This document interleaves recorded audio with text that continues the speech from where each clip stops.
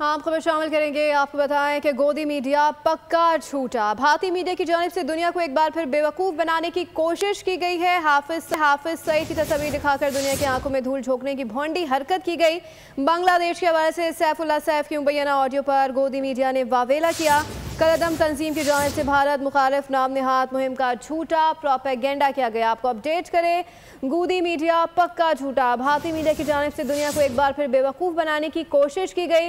हाफिज सईद की तस्वीर दिखाकर दुनिया की आंखों में धूल झोंकने की हरकत की गई। बांग्लादेश के हवाले से सैफुल्लाह सैफ की मुबैना ऑडियो पर गोदी मीडिया ने वावेला किया। कलअदम तंजीम की जानिब से भारत मुखालिफ नाम निहाद मुहिम का झूठा प्रोपेगेंडा किया गया।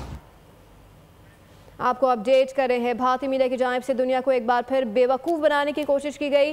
हाफिज सईद की तस्वीर दिखाकर दुनिया की आंखों में धूल झोंकने की भोंडी हरकत की गई। बांग्लादेश के हवाले से सैफुल्लाह सैफ की मुबैना ऑडियो पर गोदी मीडिया ने वावेला मचाया। कलअदम तंजीम की जानिब से भारत मुखालिफ नाम निहाद मुहिम का झूठा प्रोपेगेंडा किया गया। बड़ी खबर शामिल करते हुए आपको बता रहे हैं कि गोदी मीडिया पक्का झूठा। भारतीय मीडिया की जानिब से दुनिया को एक बार फिर बेवकूफ़ बनाने की कोशिश की गई। हाफिज सईद की तस्वीर दिखाकर दुनिया की आंखों में धूल झोंकने की कोशिश की गई। बांग्लादेश के हवाले से सैफुल्लाह सैफ की मुबैना ऑडियो पर गोदी मीडिया ने वावेला मचाया। कलअदम तंजीम की जानिब से भारत मुखालिफ नाम निहाद मुहिम का झूठा प्रोपेगेंडा किया गया। आपको अपडेट कर रहे हैं, इस हवाले से आपको बताएं कि हाफिज सईद की तस्वीर दिखाकर दुनिया की आंखों में धूल झोंकने की कोशिश की गई है। बांग्लादेश के हवाले से सैफुल्लाह सैफ की मुबैना ऑडियो पर गोदी मीडिया ने वावेला मचाया।